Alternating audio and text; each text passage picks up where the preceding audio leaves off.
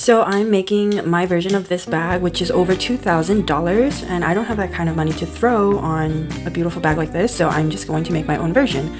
And I am going to start off by painting the basic shapes on this beautiful design. So that kind of to me just looks like the primary colors plus the color green and maybe like white just to do the base of this flower. But I'm not even gonna put too much pressure on myself to copy this design exactly as it is. I'm gonna go kind of free flow, and it's gonna be inspired by this image because I think it's so me right now. But we'll see where it goes. So here are the paint colors that I squeezed out, and I'm using slightly like neon and slightly brighter toned shades than, well, these tones are pretty bright, but just because the bag that I have to paint on is black, I'm using slightly neon. I don't know if you can tell, but they're slightly neon tints of these shades so that they will pop out more. And then I'll go back, and if I want to tone it down a little bit and make it a little bit more earthy and less neon, I can go ahead and do that. But here's the paint that I have to use. Okay, and here is the bag that I have to paint. And I'm basically going to be painting on the flap of the bag. It opens like that. But I'm going to be painting on the flap of it, and then it kind of goes over to the top here, and then the back. And I'll probably paint flowers on the back too, but I'm going to leave the bottom part, this part, just as it is. So it'll just be the flap continuing on to the back of the bag. And I'll also be leaving the bottom of the bag just blank, just black, as it is. So let's start off with some red flowers. So I'm going to grab a little bit of red paint. It's kind of a red-orange color. And I'm just going to paint a flower that looks like that, right around, not exactly the center, but around the center. And this paint is just perfect because it really pops out against the black of the bag. These paints are by, I believe they're by Liquitex. They're the Liquitex Basics. Yes, I was right. It is a Liquitex Basic acrylic colors, and it comes in tubes like this. And they are just so convenient to use because they come in these squeezy tubes, and they're really clean to pour out, and then you can store them away real easy. So I highly recommend these, and they are very pigmented as well. Okay, so I'm just gonna keep painting this flower like so. And as I paint, I'm just going to be sharing a little bit about my creative process and what goes through my brain as I'm painting. As I'm painting, I actually really like talking aloud and making videos like this because it helps me to not get bored. Because believe it or not, you might think that an artist is, it's all romantic and that when they paint, they're thinking all these beautiful thoughts, and that's why they're able to paint for so long. Maybe some artists are like that, some more practiced ones. For me, I actually get easily bored when I paint, and so that's why I love doing things like this, like filming the process of how I make my paintings, because it keeps me interested. It keeps me wanting to keep painting. If I were to do this all alone in my room, in the privacy of my room, without saying a single word or listening to any music, it would probably be a completely different experience. And I think with time, people like me can learn to enjoy even painting like that. But again, it's a process. Everyone is different. And for me, I personally get kind of bored and restless if I'm just painting without listening to music or talking out loud, or kind of like multitasking and doing something else on top of painting. So I enjoy the act of multitasking when I paint. I enjoy kind of being like half involved in painting and half involved in something else. Now I do get in moods where I get really absorbed into painting process, and then it does actually become really therapeutic and just very zen and peaceful to just paint. And so sometimes when I'm filming these videos, you might come across just moments of silence where I'll I'll add music on top because I suddenly get quiet, and it might be kind of boring for you as a watcher just to watch me paint. But it all depends on my state of mind and the mood I'm in and what kind of day I've had and when I'm painting, if I'm painting with other people or if I'm painting by myself. Okay, so one little technique I like to use, actually, that I'm using right now, is I like to designate a paintbrush for every color, kind of like color family. So this tiny little paintbrush I'm using to paint the yellows, and that just makes it neater when you go over, like you're not kind of like blending different colors together. So it keeps everything clean. And then I'm just going to start on another flower here, just something like this one that's yellow, a really cute yellow flower.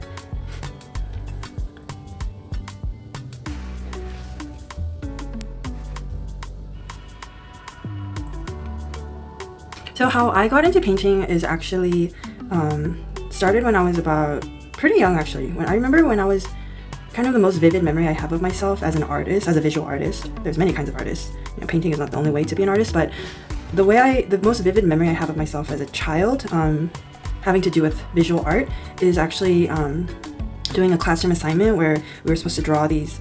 I think it was supposed to be a self-portrait in a mosaic style, and I still kind of have a blurry image of the assignment that I did, and I was actually kind of impressed. You know, looking back on that self-portrait a couple years later, I was kind of pleased with myself and how neatly I like drew. I noticed that I'm very much into color, and I'm very much into like neat shapes.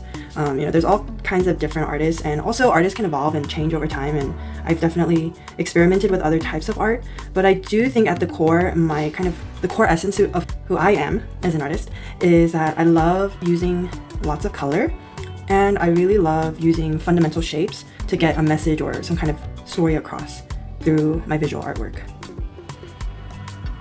And then I kind of have phases of coming in and out of drawing. I don't really remember drawing too much as a child. I think I was very creative and I would make a lot of things, but it wouldn't necessarily be just painting or just drawing. I like to transform things into something else. So if I see something and then I have this idea of how it could be even more beautiful or even more well designed, then I will kind of add to it or morph it a little bit to suit my taste. And that's also a signature of who I am as an artist, is that I love to upcycle, and I'm really into beautiful design. I really like to, you know, as kind of shallow as it sounds, I do really enjoy making things more beautiful. And I think beauty is definitely something that's divine, something that is based in, you know, it's not just about art, but it's almost scientific. And you know how they kind of have like the golden rule or something like that, where there's like a science to why we're attracted to certain people. And there's things like the Fibonacci sequence, where nature itself has a design, and that's why humans are so drawn to nature, because it's, by essence, it is so beautiful. And scientifically, there's almost this law for what true beauty is. And so for me, it's I don't know, like for me, art and beauty, it's actually not a shallow subject. It's a very deep subject, and reflecting on why we consider certain things just naturally beautiful and we're so easily drawn to them, it's kind of a fascinating subject for me. So I have all these little things that I do when I get bored while I'm painting. So like even now, as I'm creating this video and talking out loud and painting, I'm feeling a little restless as I'm painting these yellow flowers. So I'll just switch something up a little bit. So I'll switch to a different brush, or maybe a different color, or just use a different technique. Sometimes I'll even switch to a completely different medium, and that just helps me to stay zoned in without feeling like I'm forcing myself to do something that I don't really want to do. So now I'm going to paint some green leaves, and let me start right here like this.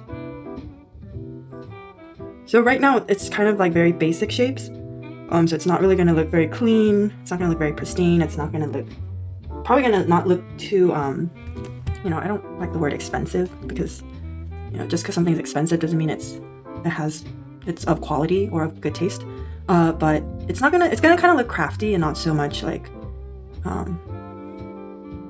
I guess exquisite, it might be the right word. Like this looks exquisite, this looks, you know, like something you would put a high value on. This kind of looks more like a kindergarten project right now, and that's okay. That's something as an artist you learn to embrace, that everything kind of goes through a kindergarten stage. And the more you can be at peace with that, the more you can just really dive into your creative process and really focus on the joy of making art, which will help you to produce something that is not of kindergarten level, is something that you would value highly. Another thing about me though is I actually do appreciate very simplistic art, and I think there is a lot of beauty to art kind of like in the style of, I'm trying to think of someone like Picasso. Like there's a reason I think we're also drawn to art like that seems so simplistic, and kind of like anyone could do it. And I think that there is a beauty to childlike art that isn't so complex and that isn't so complicated. And I do actually have that kind of style within me as well, that I love to create a lot of pieces that are childlike. And hopefully I'll get to showcase more of that on this channel as well. Okay, I'm just going rough right now because like I'm not trying to cover all the black space so carefully, because the bag is made out of plastic, and so it's going to be kind of slippery for the paint to stick on, which is why even though I'm kind of going as careful as I can, you can kind of see like the black streaks coming out. You can see the bag through the paint. And so this is going to take a couple layers to build to become what I envision this to be, the final product. And so part of art is kind of just reminding yourself like, we're not finished yet, we're not finished yet, we're not finished yet, over and over and again.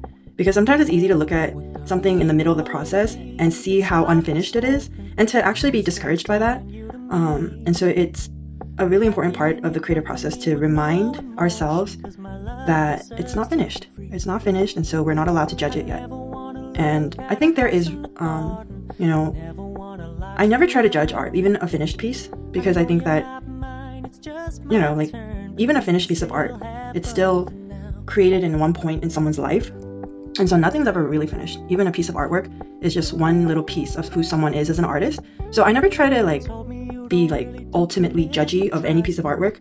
But I do think there are like objective and fundamental standards we can use to measure how much work has gone into a piece of art and how valuable and how precious we can deem a certain piece of art. But I try to save all of that measuring and all that till later on in the process of of my creative process. Because if you judge too soon, it's kind of unhelpful. It's unnecessary and it's unhelpful to judge so quickly. It's kind of nice to just have a little space to just create without worrying about the end result whatsoever. Okay, now I'm going to switch over and use another brush and use the color blue, and I'm gonna mix the color blue with a little bit of this creamy white color, off-white color. It's more like a beigeish, a very light beige color, but I'm gonna use that to mix a little bit with the blue, because the blue is a little bit of a darker blue shade, and I feel like it's not really gonna stand out on its own on the black canvas. So I'm gonna mix it with a little bit of the white and use that to paint a blue flower now, just like that. So you've reached the end of this video, and now I'm gonna stop painting and put a break on this project, but I will be continuing it, and I'll keep you guys posted and updated on how it goes. So thank you so much for watching, and stay tuned.